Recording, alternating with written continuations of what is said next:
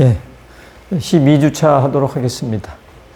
12주차가 이제 마지막 이론 수업이 되는 주차고요. 이제 13주차, 14주차는 이제 실습을 한다고 제가 말씀을 드렸었죠. 예, 그래서 그 두 주는 학교에 나와서 수업을 좀 하셔야 될 것 같습니다. 다행히 뭐 다른 과목들 일부가 대면 수업을 지금 하는 거로 알고 있기 때문에 여러분들이 좀 같이 나오시면 좋을 것 같고요. 그래서 오늘은 마지막 이제 이론 수업을 하고 다음 주에 이제 그 실습을 하는데 뭐 말씀드린 것처럼 장비가 많지 않아서 이제 두 개 조로 나눠서 진행을 할까 지금 생각 중입니다. 그래서 그거는 나중에 단톡방이나 따로 이제 공지를 잘 하도록 할 테니까요. 그렇게 알고 계시면 될 것 같습니다. 그러면 이제 11주차 숙제 내준 거에 대해서 한번 이제 확인을 좀 해보도록 할게요. 여기 이제 나와 있는 내용들은 이미 수업 시간에 다 말씀을 잘 드렸던 거기 때문에 여러분들이 문제를 잘 풀 수 있을 거라고 이제 생각합니다. 근데 이제 어떤 식으로 문제가 나오는지에 대한 유형을 잘 보면은 좀 알 수 있겠죠. 그래서 한번 이제 요 1번 같은 이런 형태도 제가 문제가 나올 수 있을 거라고 얘기를 했잖아요. 그죠? 그래서 처음에 속도가 이렇게 주어지면 이걸 통해서 그 다음 속도를 다 이제 이렇게 내가 계산해서 넣을 수 있다라고 얘기했습니다. 그래서 이제 보시면 뭐 요거는 우리가 많이 해봤잖아요. 2번도 이제 그런 문제인데 8.6kg가 이렇게 들어가는데 12비트가 추가되면 요 출력이 뭐 kbps 속도가 되겠느냐 하는 거잖아요. 그래서 우리는 요거를 맞추기 위해서는 요놈의 일단 비트 수가 얼마인지를 알아야 되죠. 그죠? 그래서 뭐 우리 했다시피 비트 수라는 요 값은 시간하고 속력을 곱하는 거다. 그래서 시간이라는 요 값은 20ms로 정해져 있다. 그죠? 한 프레임이 16개의 데이터가 샥 움직이는 거 시간이라 그랬잖아요. 그래서 이제 여기에다가 이 속력을 곱해서 비트 수를 구하는 거죠. 그래서 요 8.6K를 여기다 곱해주면 다행히 요 K하고 미리가 지워지잖아요. 20하고 8.6 요거를 곱하면 이제 되는 거죠. 그러면 26, 12, 28이 172비트가 되네요. 그죠? 그래서 172비트가 들어가면 12비트가 추가가 된다 그랬으니까 여기에 대한 비트는 184비트가 될 거예요. 그죠? 이제 비트 수를 알게 되면 당연히 속력을 안다 그랬어요. 속력이라는 이 값은 또 이렇게 시간으로 나눠주면 되는 거죠. 그죠? 이렇게. 따라서, 요거를 20으로 나눠주면 됩니다. 그래서 20으로 나눠주니까 9.2 kbps다. 이렇게 이제 답이 나오게 됐고요. 또 마찬가지로 8비트를 요걸 추가를 한다 했으니까 여기는 192비트가 되죠. 그죠?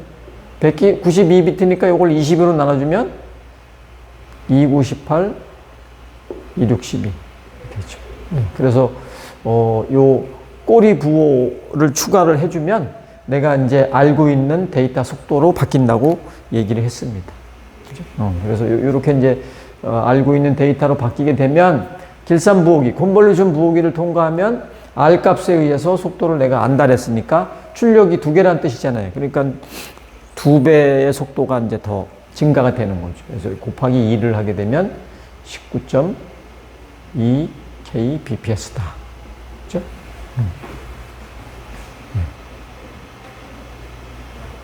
그 다음에 이제 코드 심볼 반복에서는 이게 몇 번 반복을 하느냐라는 그런 관점에서 이제 뭐 곱하기 1이냐 곱하기 2냐 곱하기 뭐 4냐 뭐 이런 식으로 한다 그랬잖아요.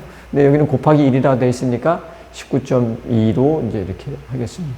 근데 이제 코드 심볼 반복이 사실은 된 거라고 볼 수는 없지만 여하튼 이 블록을 바뀌면 단위가 이제 뭐 이렇게 바뀐다. 이렇게 써도 좋겠습니다. 블록 인터리버를 거치면 속도는 안 바뀐다 그랬어요. 그죠? 이 안에서 그냥 데이터가 섞이기만 하는 그런 정도의 기능이 있기 때문에 이렇게 된다고 얘기했습니다. 그래서 이렇게 이제 데이터 속도가 쭉 이렇게 이제 변화되는 이런 걸 여러분들이 쓸 수 있어야 된다라고 말씀드렸고, 요 문제는 뭐 사실 여기서 이제 했던 거하고 뭐 유사한 거지만 따로 떼서 이렇게 문제를 냈을 때도 풀 수 있어야 된다 뭐 하는 그런 거죠.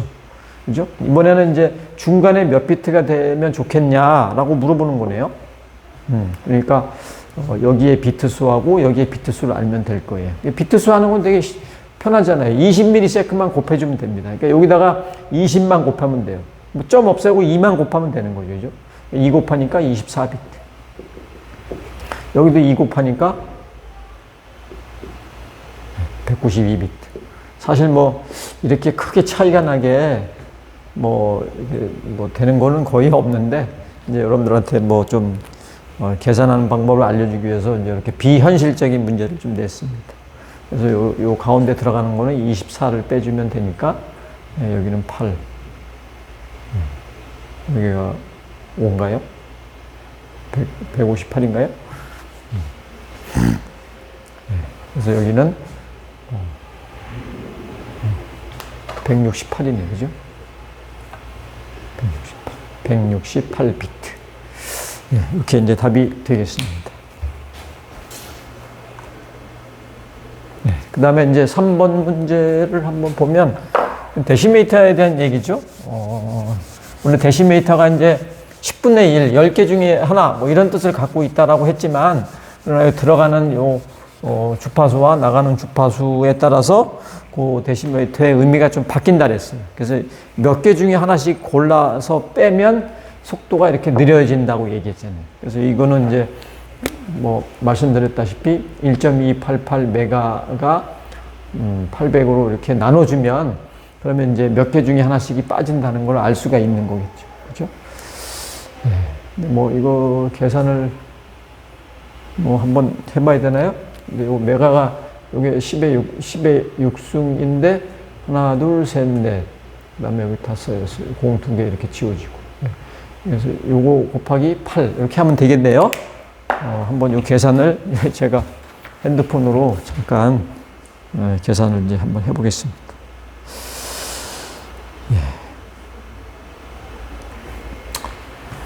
1, 2, 2, 8, 8 나누기 8 1536.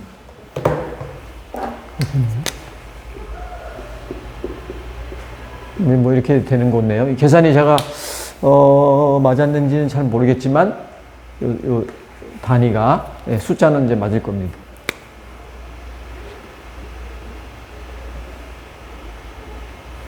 뭐 맞는 것 같은데, 이렇게 이제 이렇게 쓰는 거죠. 그러니까 여기 1536개 중에 하나 빼고 또 빼고 뭐 이런 식으로 이제 빼게 되면 속도가 뭐 이렇게 이제 떨어진다 라는 거를 알 수 있겠습니다. 3번은 됐고요. 그 다음에 4번은 IS-95 역방향 채널은 순방향과 크게 세 가지가 다르다. 이거 뭐 얘기했죠. 뭐 내가 굉장히 얘기를 많이 해서 뭐 더 이상 얘기를 안 해도 될 것 같은데, 어떻게 돼 있어요? 이 R이라는 요 레이트 값이 순방향은 2분의 1이었는데 역방향은 3분의 1로 바뀌었다. 그죠? 그리고 RC 이 변조하는 블록이 새로 추가됐다. 추가죠, 그죠?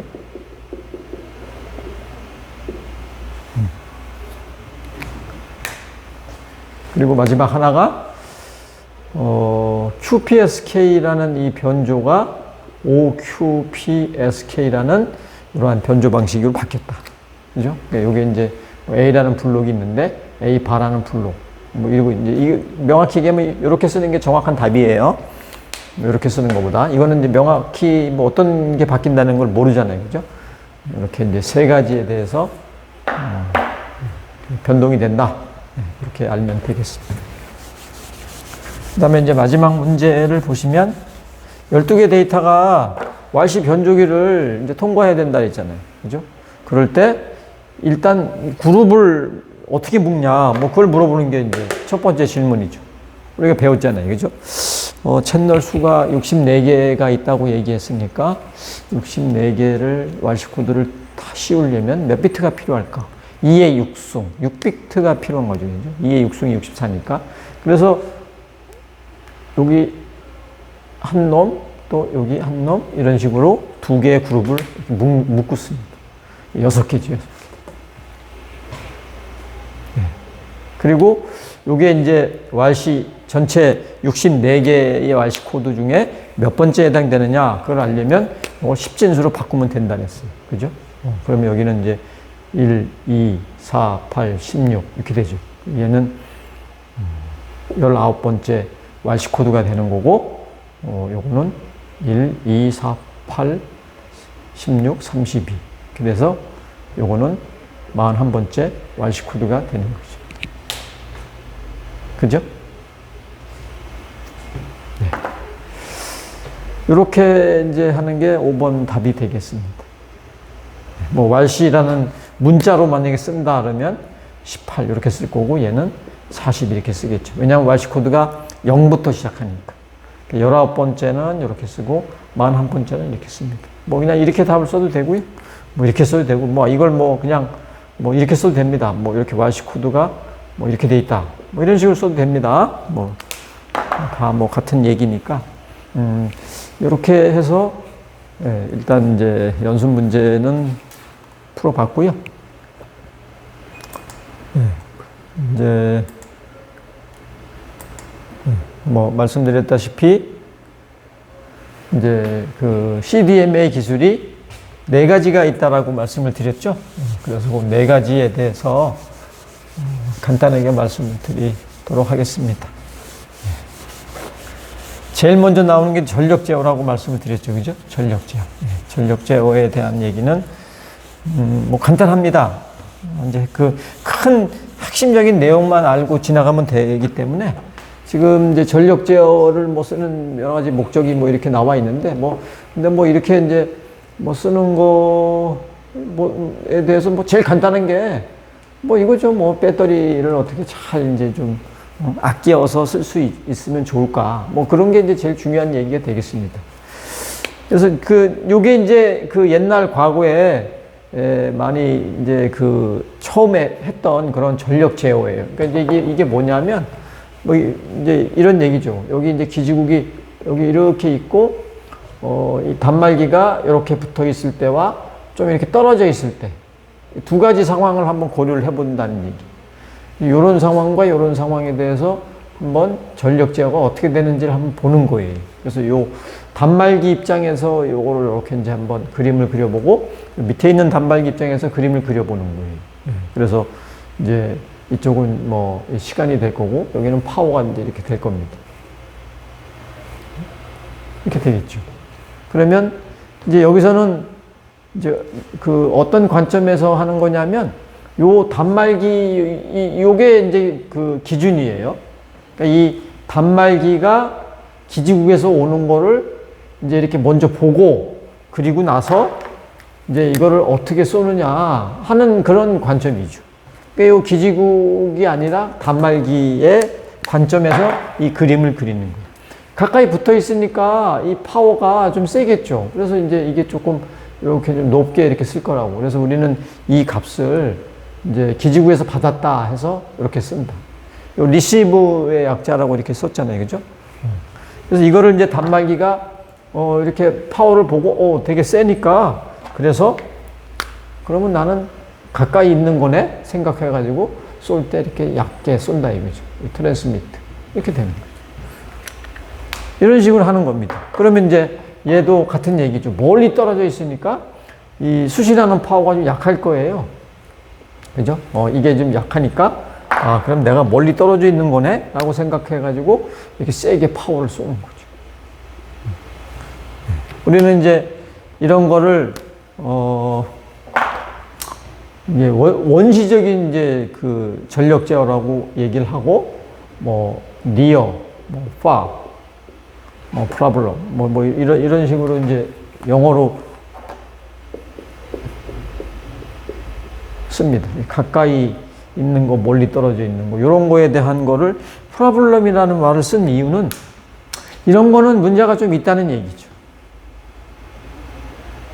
무조건 이제 이런 상황을 보고 내가 이렇게 작게 보내고 이런 상황을 보고 크게 보내고 그러는데 근데 이게 수신 파워가 뭐 이렇게 크게 올 때는 이렇게 무조건 이제 얕게 쏜다. 또 작을 때는 크게 쏜다 그러는데 이게 이제 작게 오는 상황이 멀리 떨어져 있어서 작게 온다라고는 볼 수는 없어요. 예를 들어서 뭐 가까이 기지국에 붙어 있는데도 불구하고 엘리베이터에 뭐 이렇게 갇혀 있다든가 터널에 또 이렇게 뭐 숨어 있다든가 빌딩에 또 그 가운데 뭐 이렇게 놓여 있다든가 뭐 그런 식으로 되면 전파가 잘 수신이 안 됩니다. 가까이 있는데도 불구하고. 그러니까 무조건 이제 전파를 막 세게 쏘는 거죠. 되게 불합리한 방법이에요. 그래서 뭐 이거는 뭐 특별한 건 없고요. 이제 뭐 이렇게 모바일이 이제 출력 값을 보낼 때 뭐 이렇게 쭉 금방 확 보내지는 않을 거네요. 그지? 이렇게 천천히 보내고 또 떨어질 때는 이렇게 천천히 또 떨어지고 뭐 이런 얘기를 쓰는 건데 뭐 이거는 이제 특별한 거는 아니고요. 그러니까 여기 수신을 이렇게 이제 파워를 하게 되면 모바일이 이렇게 이제 또 자기가 출력 값을 쏜다는 얘기인데 뭐 이건 중요한 얘기는 아니고 이제 이게 중요한 얘기죠. 이게 뭐냐면 이제 이게 페이딩 뭐 이라는 말이 이제 써 있는데 뭐 이거를 이제 과거에 좀 이거를 이제 배웠죠. 이거 아마 배웠을 것 같은데. 예, 그러니까 이제 어떤 뭔가 이렇게 뭐 그 방해물이 있을 때, 뭐 언덕이 있어도 되고 빌딩이 있어야 되고, 예, 뭐 그러한 것 때문에 생기는 게 페이딩 효과라고 쓰는데, 어떤 주변에 어떤 이제 뭔가 그런 어려움 때문에 파워를 정확히 이제 우리가 그 수신을 못하는 상황이 있어요. 그래서 뭘 가지고 파워만 가지고 판단하는 건 불합리하다. 그래서 이 값을 가지고 이제 판단을 좀 했으면 좋겠다라고 하는 게 예, 이 전력 제어의 현재의 흐름입니다. 이거는 이제 우리가 배웠죠. 시그널 투 노이즈 레이쇼 뭐 이런 약자잖아요. 그죠? 레이쇼 신호와 잡음의 비율. 그러니까 이거는 이제 어떻게 쓰는 거예요? 신호와 잡음의 이 파워의 비 이렇게 이제 보는 거죠. 그죠? 네. 그런데 그냥 파워만 보면 뭐 이렇게 이제 어떤 신호가 이렇게 들어왔는데 이게 파워가 뭐 한 뭐 100이에요. 그죠? 근데 이제 여기가 이 신호고 잡음이 50W다. 이렇게 들어오는 이런 신호는 이거 별로 좋은 거 아니잖아요. 그죠? 또 반면에 뭐 이런 거 있을 수 있어요. 여기가 이제 그냥 얘는 이렇게 40W로 돼 있는데 여기는 이렇게 이제 10W예요. 따라서 여기는 신호가 노이즈. 이런 식으로 돼 있으면 파워만 두 개 보면 분명히 이놈이 좋아. 그죠? 그런데 SNR 값으로 보면은 이쪽이 좋습니다. 왜냐하면 얘는 잡음이 50이고 신호가 100이니까 얘는 2 되잖아요. 근데 얘는 잡음이 10이고 신호가 40이니까 얘는 4예요. 이 큰 게 좋은 거는. 그죠? 그러니까 SNR 값이 클수록 좋은 거죠. 내 신호의 값이 많다는 얘기니까. 그래서 이렇게 이제 그 양질의 신호일 때는 이게 좋은 놈이 오니까 좀 낮게 해주고 또 안 좋은 신호가 이제 오게 되면 그러면 이게 잡음이 많이 섞여 있는 거구나라고 생각해서 또 신호의 파워를 높여주고 이런 식으로 이제 SNR 값을 가지고 통제를 하는 거예요. 그래서 이게 이제 밑에 뭐 이렇게 있다가 뭐 이렇게 위로 올라가고 또 내려가고 뭐 이렇게 할 텐데 뭐 어쨌든 이제 그 SNR 값에 맞춰서 SNR 값이 크면 작게, 작으면 크게 그런 걸로 한다. 파워를 가지고 하는 게 아니고 SNR 값을 한다. 네, 그렇게 이제 이해를 하면 좋을 것 같습니다. 핸드오프를 보겠습니다. 핸드오프. 네, 핸드오프도 사실 뭐 제가 1학년 때 정보통신 개론 가르칠 때도 뭐 이제 간단한 얘기는 좀 해드렸어요. 네, 이제 거기에서 추가적으로 내용이 이제 그 보완되는 거를 말씀드리고 이제 지나가면 될 것 같은데 핸드오프라는 거는 뭐 말씀을 제가 이제 드렸죠. 뭐 잘 알 수 있을 거예요. 이렇게 기지국이 셀이 이웃하게 있으면 이렇게 있을 때 여기에 있는 단말기가 여기로 있는 단말기를 이렇게 옮기게 될 거다. 그러면 분명히 얘는 이쪽에 기지국의 통제를 받던 놈이 이제 넘어가면 이쪽 기지국의 통제를 받을 것이 아니냐. 그래서 여기서 뭐 뭔가 이제 통신이 단절되지 않을까. 그래서 통신이 끊길 것 같은 뭐 그런 느낌이 드는데 이 핸드오프 기술을 이용하면 우리가 끊기지 않고 이제 넘어가는 뭐 그런 상황을 할 수 있다. 물론 이제 상황에 따라서 잠시 끊기는 경우도 있어요. 근데 그런 거는 우리가 이제 끊기는 걸 모르는 거죠. 너무나 그 미약하게 아주 짧은 시간에 되는 거기 때문에. 근데 어쨌든 핸드오프가 이제 세 가지가 있다라고 해서 이렇게 세 가지가 있는데요. 여기 이제 좀 부드럽게 하는 핸드오프, 그 다음에 딱딱하게 하는 핸드오프 이렇게 나눠져 있고, 그 사이에 더 부드러운 핸드오프 이렇게 세 가지가 이제 이렇게 돼 있습니다. 그래서 이 부드럽게 하는 거는 요 용어를 잘 기억하면 되고, 딱딱한 거는 요 두 개만 잘 기억하면 돼요. 이게 뭐냐? Connect before break. 그러니까 이제 브레이크가 이제 이게 통신이 끊어진다는 뜻이에요. 통신이 끊어지기 전에 연결을 해주는 거예요. 그러니까 여기에 이제 끊어짐이 거의 없이 이제 넘어가게 해준다는 그런 뜻이죠. 근데 얘는 브레이크가 일단 되고 나서 연결해 준다. 뭐 그런 뜻이 되겠습니다. 네. 근데 이제 이거 같은 경우는 이제 이 같은 그 서비스를 하는 그런 이제 동일한 기지국 간에 뭐 이렇게 이동을 할 때, 예, 그럴 때 이제 그냥 부드럽게 넘어가는 거지. 예를 들면 KT의 기지국에서 KT의 기지국으로 이제 넘어가는. 여기가 KT고 여기가 KT고 그럴 때 이제 이게 끊기지 않고 부드럽게 넘어가게 될 수도 있다는 뜻이에요. 그런데 반면에 하드 핸드오프는 이제 이 서비스 업체가 다른 거죠. 네, 그래서 뭐 여기는 이제 뭐 교환기라는 말을 썼는데 명확히 얘기하면 이거는 이제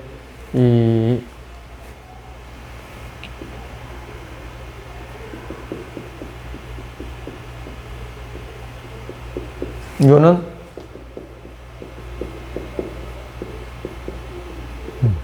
뭐 이런 거예요. 예, 그래서 뭐 KT 기지국에서 SK 기지국으로 넘어갈 때. 근데 뭐 지금은 이제 대부분 다 이렇게 아마 하고 있을 것 같은데 예전에는 지금은 이제 010으로 다 통일이 돼 있잖아요. 그래서 이제 서로 막 호환이 잘 되게끔 돼 있었는데 전에 이제 011, 016, 019 이런 식으로 이제 번호가 나눠져 있고 서비스 업체도 명확하게 이제 그 구분이 돼 있고 그럴 때는 이제 그 다른 그 서비스 업체에서 다른 걸로 넘어갈 때는 이런 식으로 이제 운용을 했었습니다. 하드 핸드오프. 그래서 뭐 물론 이제 조금 끊기는 게 있어도 뭐 우리는 잘 감지를 못한다 그랬죠. 이제 이런 식으로 구분이 되고요.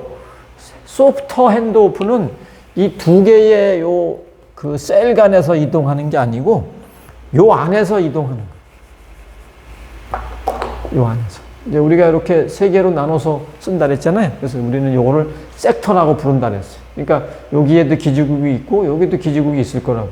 여기에 있는 놈이 이쪽으로 옮기게 될 때, 그죠? 요 섹터끼리 한 셀 안에 섹터끼리 이동하는 이런 거를 우리는 이제 부드럽게 이 뭔가 그 연결을 해주는 그런 거가 될 것이다라고 생각해서 섹터화된 곳에서의 그 전파가 이제 이렇게 옮길 때 그런 걸 우리는 소프트 핸드오프라고 한다.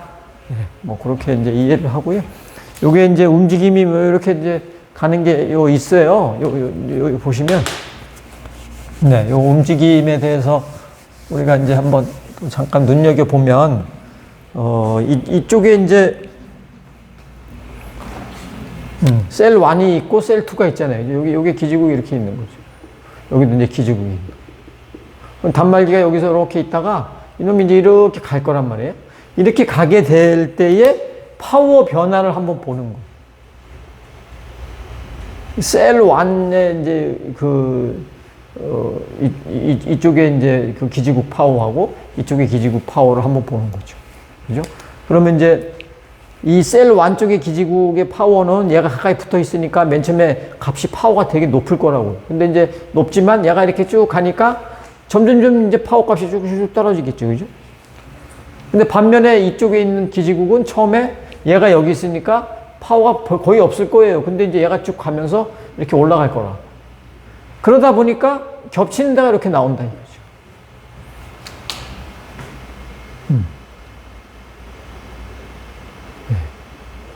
겹치는 데가 이렇게 딱 나올 때, 이제 요때가 이제 우리는, 이제 핸드오프가 시작되는, 네, 그러한 시기라고 보면 되겠습니다.